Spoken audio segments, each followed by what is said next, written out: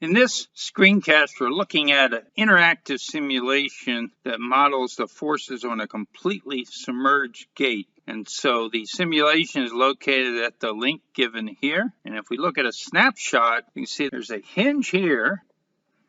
And there's forces, namely the weight of the water pushing the gate open, and then the weight of the gate forcing it closed, and then an applied force here to keep it closed. And so we have to balance these forces. We essentially end up doing moment of balances so that the gate remains closed. We can change the height of the water, which then increases the force we have to apply, or we can increase the weight of the gate, which means we have to apply less force. So let's look at this interactive simulation.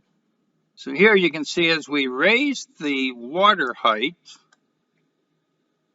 then the applied force increases. Also the location, of course, the force of the water increases and its location changes.